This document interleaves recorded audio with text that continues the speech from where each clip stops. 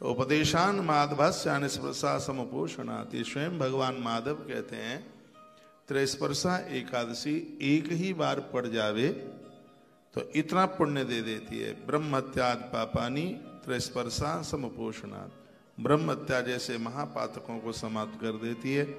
प्रयाग में, काशी में, गोमती में मृत्यु होने पर जितना पुण्य प्राप्त होता है, त्रिस्पर्शा एकादशी इसने की है। दुनिया में कहीं भी उसकी मृत्यु हो, तीर्थ में मरने का ही फल उसे प्राप्त होता है।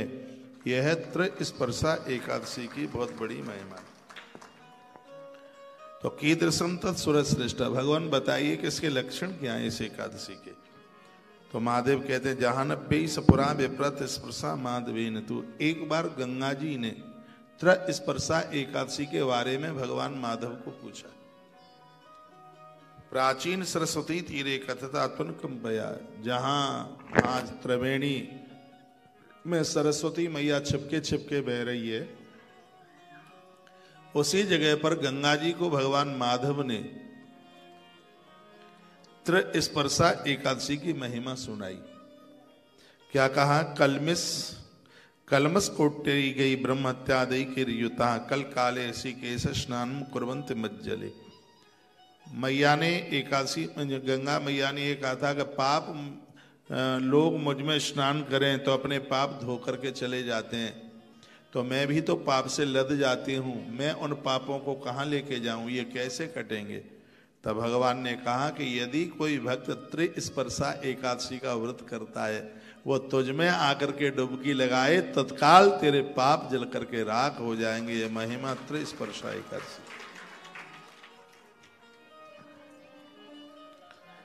नदियां पावन हो जाती हैं, पवित्र हो जाती हैं जब भक्त उसमें डुबकी लगाते हैं। तीर्थ कोट सहस्राणी नित्यम तिष्ठत जानवी, कहा गया है कि करोड़ों करोड़ों तीर्थ स्वयं उस व्यक्ति के घर चल के आते हैं जिस व्यक्ति ने त्रिस्पर्शा एकादशी की है। स्वयं तीर्थ उसके घर चल के आ जाते हैं। तो अब आप देखिए कितनी बड़ी महिमा है इस एकादशी की। तो जाह्नवी माता ने यानी गंगा जी ने भगवान को कहा, प्रभु इसका महात्म्य और बताइए, इसको सुनकर अच्छा लग रहा है। कहा जप होमादिका याचा चतुर्वर्ग फल प्रदा, जीवन भर जप करते हुए, हवन यज्ञ करते हुए जीव अपने पापों को समाप्त करता है। इतना पुण्य तो एक त्रिस्पर्शा जीवन में पड़ जाए तो उससे इतने फल की प्राप्ति हो जाती है। जाह्नवी ने कहा कीदृशी त्रिस्पर्शा देव ममाख्या ही सुमाधव, हे माधव अब आप हमें ये बताएं कैसे पता लगे कि त्रिस्पर्शा एकादशी है। ये गंगा जी ने पूछा। अब भगवान बता रहे हैं कैसे पता लगे। तो भगवान क्या बोले, ये बहुत सुनने लायक बात है। मैंने पूर्व में भी आपको निवेदन किया होगा, कहीं न कहीं किसी चैप्टर में लिखा, दशमेक एकादशी भद्रा दिनई के स्मृदे त्रिस्पर्शा सा भवे देवान था वद में प्रभु। इस श्लोक का अर्थ है दशमी एकादशी भद्रा। यदि एकादशी के दिन दशमी पड़ जाए और उसमें भी भद्रा चल करके आ जाए, ऐसी एकादशी को कभी भी मत करना। भगवान कृष्ण कहते हैं आसुरित असुर लोग हैं वो उस एकादशी को करते हैं जो एकादशी में दशमी होती है। इसको दशम भेदी कहते हैं इसको। तो कहा गया है कि वर्जनिया प्रतनेना वृत्तहीनो यथा पति, जैसे कुकर्मी पति को एक पवित्र नारी त्याग देती है। यहाँ वर्णन है, मैं कहता हूं पति भगवान है, परमात्मा है। मैंने कई बार बोला है नारी के लिए सब कुछ है, लेकिन वो अपराधी है, कुकर्मी है। तो ऐसे चरित्रहीन पति को छोड़ने में स्त्री को कोई दोष नहीं लगता। ये हमने ग्रंथों में ही तो पढ़ करके बातें कही गई हैं, वो बात यहीं लिखी गई है। वर्जनिया प्रतनेना वृत्तहीनो चरित्रहीनो यथा पति, जिस प्रकार से चरित्रहीन पुरुष को पतिव्रता नारी छोड़ देती है, उसी प्रकार से जो भगवान के भक्त हैं दशमी में पढ़ने वाली एकादशी को ऐसे ही छोड़ देते हैं। भूल करके भी एकादशी में दशमी पढ़ रही हो तो उस 11 को नहीं करना चाहिए, नहीं तो पूरे साल की एकादशी सब समाप्त हो जाती है। 26 एकादशियों के पुण्य को ले बैठती है। इसलिए तो मैं वीडियो डालता हूँ और हर एकादशी पर वीडियो डालता हूँ, आपको कन्फ्यूज नहीं करता, आप ठीक से ग्यारस कर सकें, कोई गलती ना हो जाए, उसके लिए कल रात्रि को हमने चलते चलते रात में ही वीडियो रिकॉर्ड करी, क्योंकि दिन में टाइम नहीं मिल पाया। रात्रि को चलते चलते वीडियो बनाई, सुबह 6 बजे मोबाइल में पहुंची है, तो उसको आप सुन लीजिए। उसमें पूरे मुहूर्तों का भी वर्णन सब किया गया है। और अभी मैं इधर आया हूँ तब व्रत कथा की वीडियो बना करके आया हूँ, तो उसको कल सुबह 6 बजे सुन लीजिएगा। एकादशी व्रत कथा की वीडियो आप सुनते हैं, कथा सुनते हैं, तो आप जानते हैं फल कितना? 1000 गौदान के बराबर फल है। बराबर कह रहा हूँ, गौदान नहीं कह रहा। यदि नहीं तो फिर एकादशी की कथा सुन लो, फिर तो गौदान की जरूरत ही नहीं पड़ेगी। तो इसलिए उसके बराबर जिस प्रकार से 1 तोला सोना बताते 75,000 रुपया, तो उसके बराबर कोई और चीज मिल जाए, तो और चीज उसके बराबर मिल गई है, तो सोना थोड़ी मिल जाएगा, उसके मूल्य के बराबर। तो जितना उसकी महिमा है 1000 गाय के गौदान की, तो उसके बराबर पुण्य है।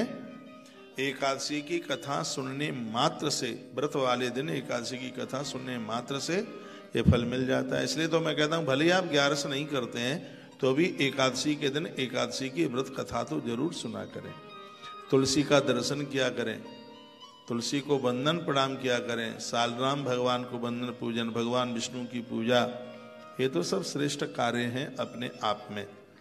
तो दशमी एकादशी भद्रा दिनैकस्मस्थिता भवेत्। यदि एकादशी में दशमी पड़ गई है तो उसको त्याग दो बिल्कुल। लिखा है असुराणाम तुषा प्रोक्ता आयुर्बल विनाशिनी।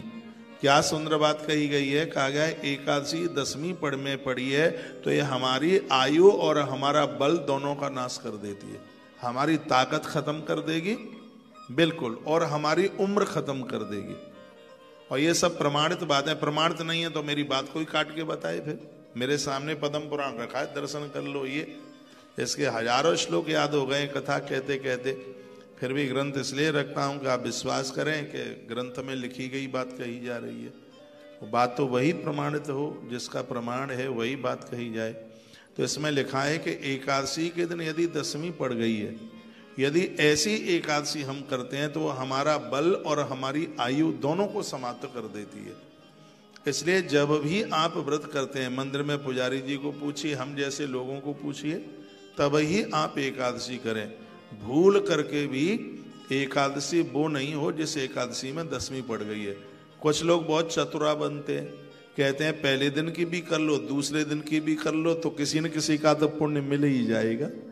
लेकिन उन्हें ये नहीं पता है कि यदि दशमी एकादशी में पड़ गई है, उस दिन आपने अन्न नहीं खाया तो आपका व्रत हो गया, और व्रत हो गया तो 1 साल की एकादशियों के पुण्य सबके सब छीण हो गए।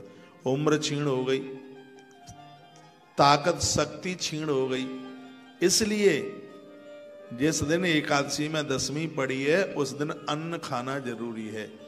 जिस प्रकार से एकादशी के दिन अन्न छोड़ना जरूरी है, एकादशी के दिन दशमी पड़ी है उस दिन अन्न खाना जरूरी है। नहीं तो अन्न छोड़ दिया तो 11 पूरी हो जाएगी, और 11 हो गई तो यह हमारी आयु और हमारा बल समाप्त कर देगी। इसलिए जिंदगी के अंतिम श्वास तक एकादशी की वीडियो आपके लिए भेजता रहूंगा, और जब मैं वो वीडियो आपको भेजूं तो उस हिसाब से आप 11 करते रहिएगा। आपको कंफ्यूज थोड़ी ही करना है, वही बातें करी जाएंगी जो ग्रंथ में वर्णित की गई हैं। लिखा है, क्या लिखा है? वर्जनीया प्रत्नेना यथा नारी रजस्वलहा। इसमें लिखा है ऋतुकाल के समय में जैसे पुरुष अपनी पत्नी को त्याग देता है, ऋतुकाल में पति और पत्नी के संबंध में यदि संतान गर्भ में आ जाए तो उसको 1,00,000% चांडाल ही पैदा होगा, अपराधी बच्चे पैदा होंगे। इसलिए इस काल में पुरुष अपनी पत्नी से दूर रहता है। भगवान शंकर वही कह रहे हैं, कहते हैं वर्जनीया प्रत्नेना यथा नारी रजस्वला। जैसे ऋतुकाल में पुरुष पत्नी से दूर रहता है, उसको 4-5 दिन के लिए वो उससे बात तक नहीं करता, वर्णन है इसमें। और उसी प्रकार से सजग समझदार व्यक्ति को दशमी में पड़ने वाली एकादशी को ऐसे ही त्याग देना चाहिए, भूल करके भी उस व्रत को न करे। लिखा स्वजातिम च परित्यज्या अगतासाम धम जातिषु अपनी जाति के लोग कुछ अन्याय अपराध कर देते हैं तो उस जाति के लोग अपनी स्वजाति के लोगों को त्याग देते हैं। अब तो ऐसा नहीं होता है, लेकिन पहले यदि किसी ने अपराध कर दिया तो जाति के लोग उसको त्याग देते थे, और हमारी गांव की भाषा में उसको कहते थे छिकेला। उसके घर का पानी नहीं पीते, उसके घर का अन्न नहीं खाते, शादी शुदियों में उसको बुलाना, उसके यहाँ आना जाना बंद हो जाता था। वह बात भगवान शंकर कह रहे हैं, जैसे अपराध करने पर स्वजाति वाले लोग अपनी जाति के व्यक्ति को अपने आप से अलग कर देते हैं, उसी प्रकार से दशमी में एकादशी पड़ी है, उस एकादशी को ऐसे ही अपने आप से दूर कर दीजिए जैसे अपराध करने वाले व्यक्ति को लोग अपनी जाति से दूर कर देते हैं। कितनी बड़ी बात महादेव ने कही। आप हमारी बात मत मानो, महादेव की बात मान लो। मेरी क्यों मानते हैं? महादेव की माने, भगवान शंकर कह रहे हैं, और ये उनकी बड़ी कृपा है मेरे ऊपर के मेरे मुंह से कहलवा रहे हैं, मैं तो होठ हिला रहा हूं, वही बोल रहे हैं आकर के। हाँ, तो ये त्रुटि न हो जाए।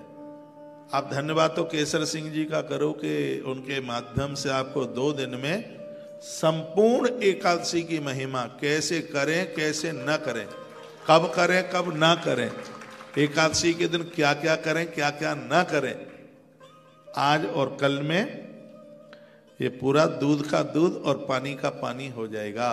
ऐसी निर्णायक कथा होगी ऐसी। तो आगे क्या कहा? यथा रजस्वलाद संगात दूषन्ते ज्ञान वर्जिता। इसमें वर्णन किया रजस्वला यानी ऋतुकाल में नारी का संग करने से बुद्धि खत्म होती है, ज्ञान खत्म होता है, ऐसा भगवान बोल रहे हैं। सोचने की ताकत खत्म हो जाती है, विचारने की ताकत खत्म हो जाती है। पवित्र नारियां हैं जो जानती हैं, होशियार हैं, उन्हें चाहिए कि इस समय में ना वो अपने बच्चों से बात करें। स्पष्ट वर्णन है इसमें लिखा है, न पति से बात करें, न गुरुजनों से बात करें, न उनको छुएं, न मंदिर में जाएं, न देवी देवताओं को स्पर्श करें। यथा रजस्वला संगात दूषन्ते ज्ञान वर्जिता। ज्ञान समाप्त होता है, बुद्धि सोचने की ताकत खत्म होती है। अब आज के पढ़े लिखे लोग सुनेंगे मेरी ये बात तो मुझे गाली भी देंगे, कहेंगे आदमी पगला हो गया है, पागल हो गया है। तो सब तरह के सोशल मीडिया है, कई तरह के कमेंट लिख लिख करके भेजेंगे वो, लेकिन मुझे इससे कोई फर्क नहीं पड़ता। 20 आदमी मेरी बुराई करने वाले होंगे तो 80 लोग मुझे धन्यवाद देने वाले लोग भी होंगे, तो फिर मुझे क्या फर्क पड़ेगा। लेकिन जो हमारे ग्रंथों में बात कही है उसको बोलने से तो मैं नहीं चूकूंगा। अभी एक वीडियो डाली थी, बच्चों ने रिकॉर्ड करके, हमने कहा कुत्ते को भोजन दो, उसको बिस्कुट दो, जाते हो तो उसके लिए बासी कुसी रोटियां लेके जाओ, उसको आप रोटी डालो अच्छा, लेकिन उसको पालना अच्छा नहीं है। तो 20 लोग मुझे गाली दे रहे थे, 80 लोग मेरी बात का सम्मान भी कर रहे थे, तो क्या फर्क पड़ता है? जब 80 मेरे पक्ष में है तो 20 फिर क्या करेंगे? तो फिर जब 80 मेरे पक्ष में है, तो एक न्यूज चैनल पर मेरा कार्यक्रम चल रहा था, तो एक डॉक्टर साहब बैठे मेरे सामने, फिर बाद में कहते हैं आपने तो हमारी बोलती बंद कर दी। मैंने कहा हम तो प्रमाणित बात कहेंगे। याज्ञवल्क्य महाराज ने कहा है कि एक जगह लिखा है 6 लोग हैं, एक जगह 9 लिखा है, इनसे स्पर्श भी कर लो तो कपड़ों के साथ डूब के तो नहाना पड़ता है, स्नान करना पड़ता है।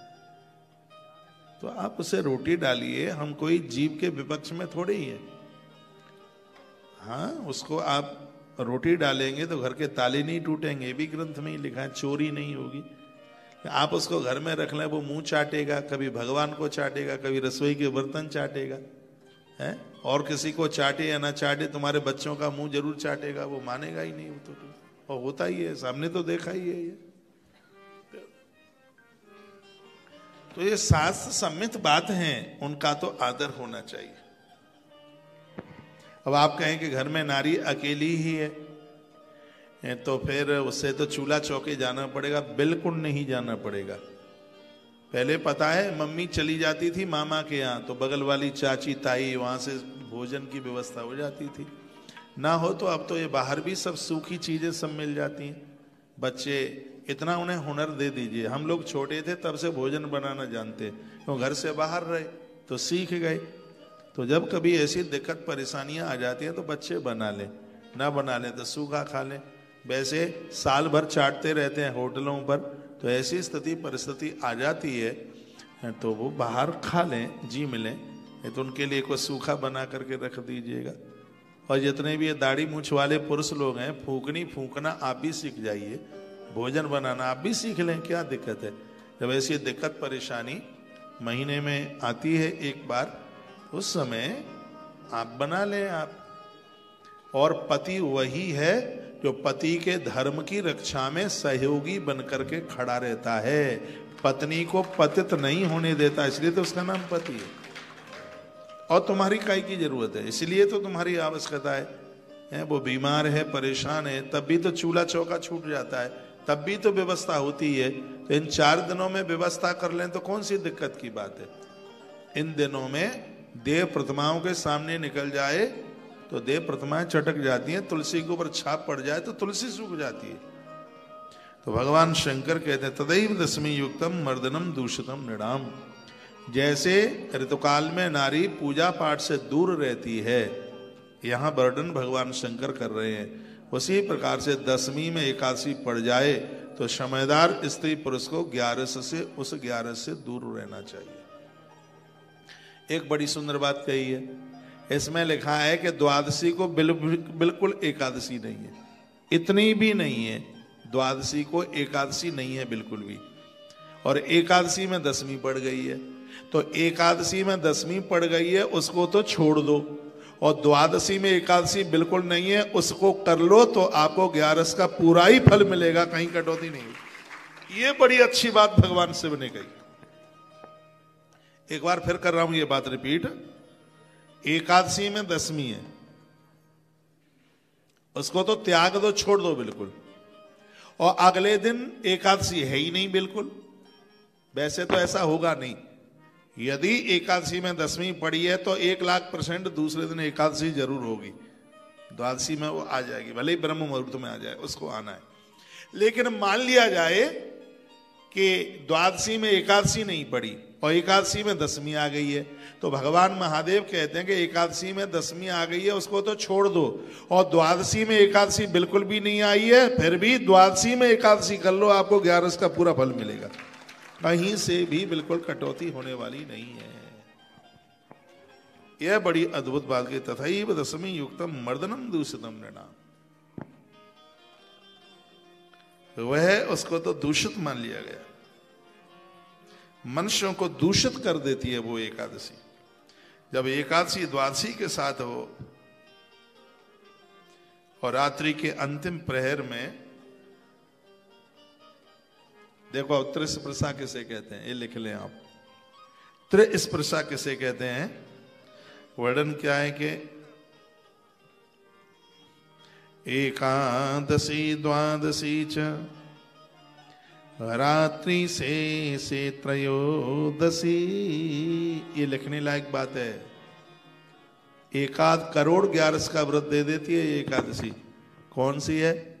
एकादशी में द्वादशी, एकादशी में द्वादशी आ गई हो और सुबह उदिता में, जिस समय सूर्य उदित हो रहा है और रात्रि का अंतिम पहर चल रहा है, रात्रि का अंतिम चरण, रात्रि का यानी चौथा चरण चल रहा है, रात्रि से त्रयोदशी। वर्णन है कि एकादशी द्वादशी यानी एकादशी और द्वादशी और त्रयोदशी तीनों आपस में मिल जाएं, उसे ही त्रिस्पर्शा एकादशी कहते हैं। एकादशी यानी रात्रि के चौथे चरण में, यानी भोर में, ब्रह्म मुहूर्त में, सुबह के समय में त्रयोदशी आ गई है और दिन भर एकादशी में द्वादशी रही है, उदिता में हो एकादशी और दिन में आ गई हो, फिर दिन में रात्रि में आ गई हो द्वादशी, और सूर्य निकल रहा है अगले दिन का, उससे पहले आ गई है त्रयोदशी। तो ये 3 तिथियां आपस में मिल जाती हैं, उसी को त्रिस्पर्शा एकादशी कहते हैं। जब जब ये त्रिस्पर्शा एकादशी पड़ेगी तब तब मैं आपको सावधान करता रहूंगा, आपको निवेदित करता रहूंगा, आपको बोलता रहूंगा कि अब के बाद त्रिस्पर्शा एकादशी। लेकिन कभी कभी पड़ती है, पड़ती कभी कभी है।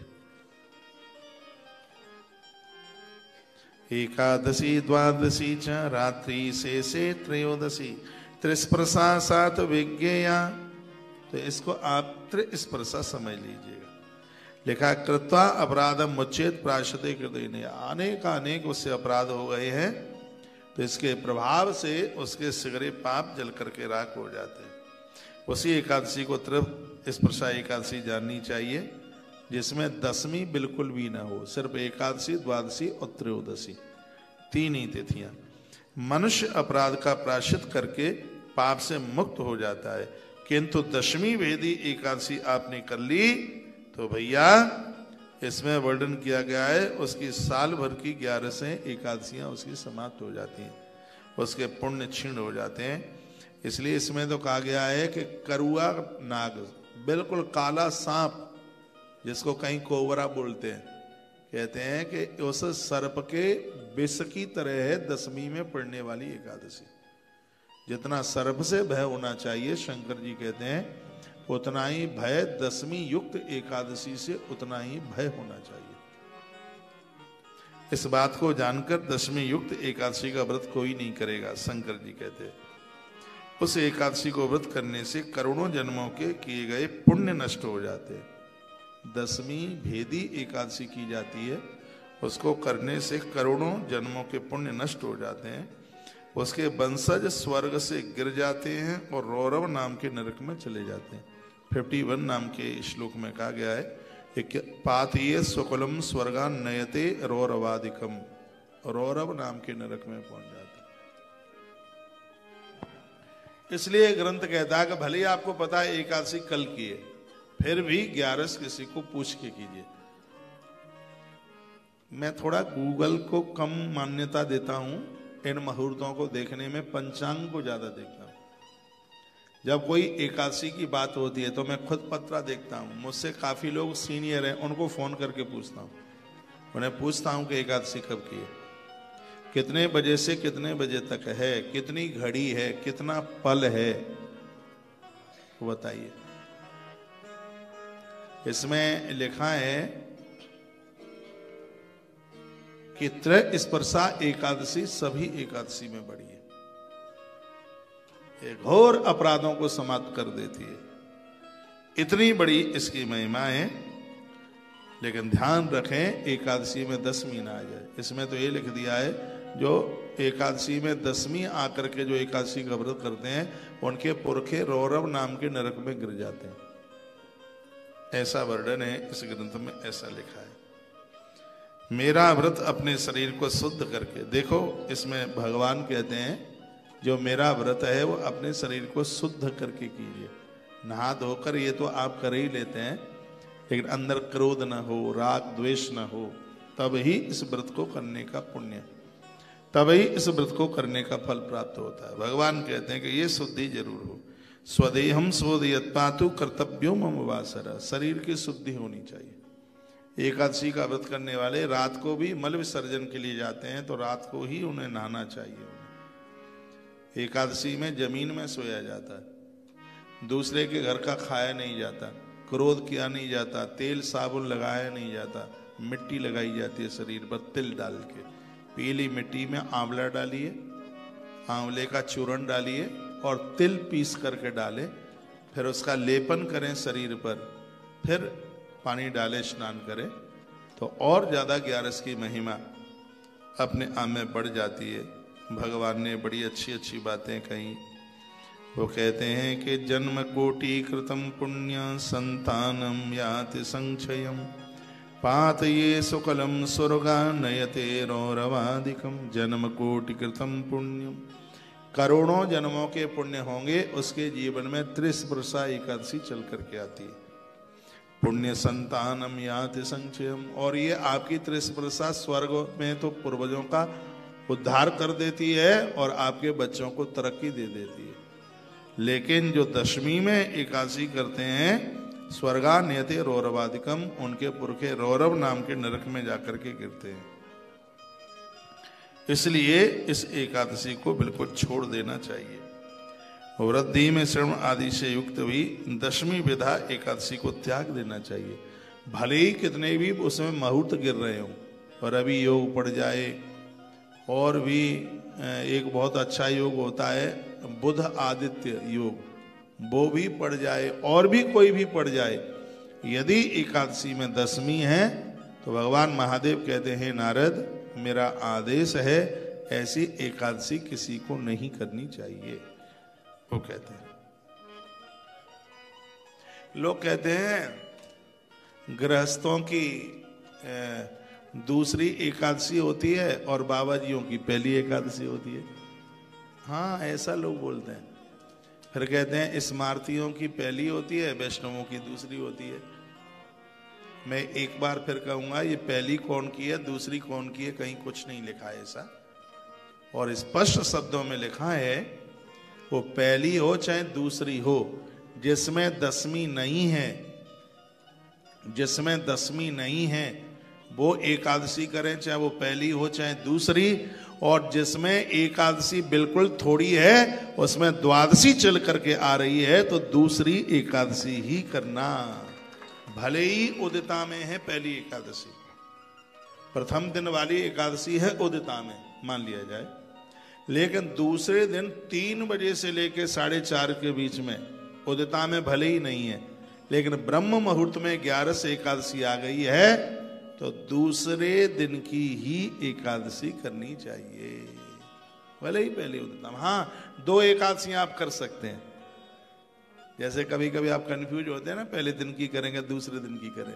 2 एकादशी तब कर सकते हैं जब पहले दिन की एकादशी में दशमी बिल्कुल भी ना हो, तब कर सकते हैं आप, फिर आप कर सकते हैं। दशमी नहीं होनी चाहिए उदिता में, और मेरे हिसाब से मेरा तो मन कहता है ब्रह्म मुहूर्त में भी नहीं होनी चाहिए दशमी, तो वो नहीं हो। और 4-4 करने से मतलब क्या है, यदि द्वादश भेदी एकादशी हो रही है तो बहुत जोरदारी से वही दूसरे दिन की कीजिए, हम लोग करते हैं वही कल्याण कर देगी, कंफ्यूज होने की जरूरत ही क्या है उसमें। तो उसमें आप दूसरे दिन की, उस दूसरे दिन की एकादशी को कीजिए।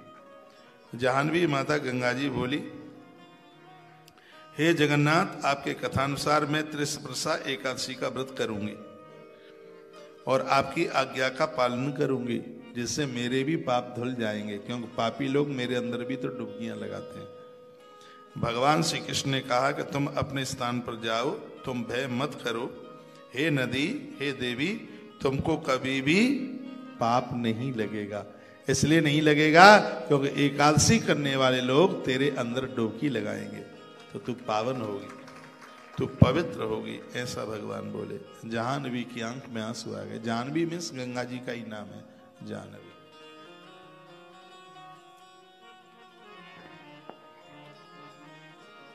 बोलिए भक्त वत्सल भगवान की जय। गंगा मैया का नाम जाह्नवी कब पड़ा, ऐसा ग्रंथों में वर्णन है।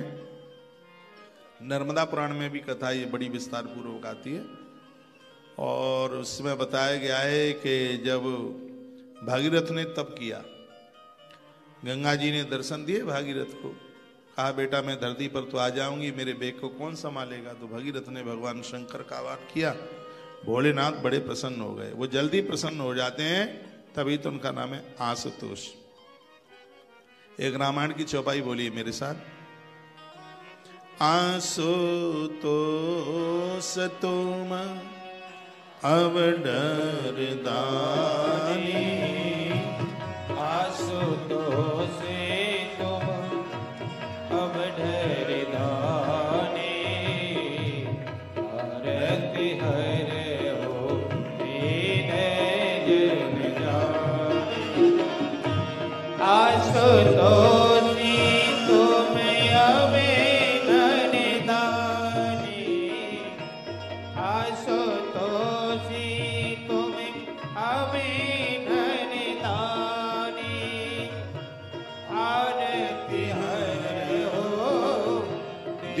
जन जानी, आशुतोष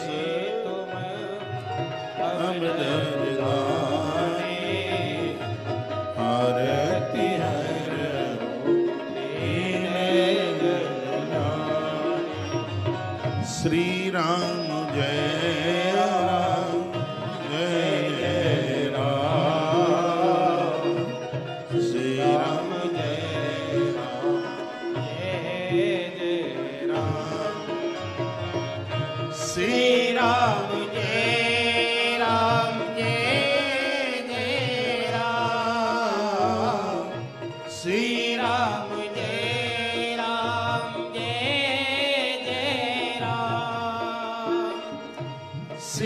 राम जय राम जय जय राम श्री राम जय राम जय जय राम राम जय राम जय जय राम श्री राम जय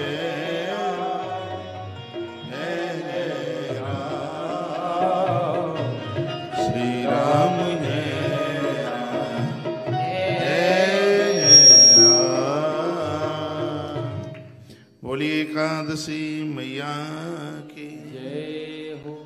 तो कर से हम जगन्नाथ तत्साम बचनातोम का भगवान में त्रयस्पर्शा एकादशी, मैं एकादशी का व्रत करूंगी। माँ गंगा एकादशी का व्रत करती है, माता पार्वती एकादशी का व्रत करती है, माँ सरस्वती 11 का व्रत करती है, विधाता ब्रह्मा 11 का व्रत करते हैं, भगवान नारायण एकादशी का व्रत करते हैं। अब आप ये विचार करें कि तुलसी माँ एकादशी का व्रत करती है। अब आप विचार कीजिए कि एकादशी की कितनी बड़ी महिमा है। आप माने या न माने, सच तो यही है कि दुनिया के जितने पाप हैं एकादशी के दिन अन्न में रहते हैं। सजग्र व्यक्ति को तो 11 के दिन अन्न खाना ही नहीं चाहिए, उसे अन्न का परहेज करना चाहिए। और फिर भी आप अन्न के बिना रह ही नहीं सकते, तो कच्चा भोजन मत कीजिए, दाल भात मत खाइए, फुलके मत खाइए, पराठे बना लीजिए, पूड़ी बना लीजिए, उस दिन कोई साग ले लीजिए, दाल तो खाइए ही मत, कोई भी दाल मत खाओ, ना कोई दाल, ना कोई भात, ना कोई फुलका। पराठा बना ले, किसी मीठे से खा ले, या कोई साग बना ले।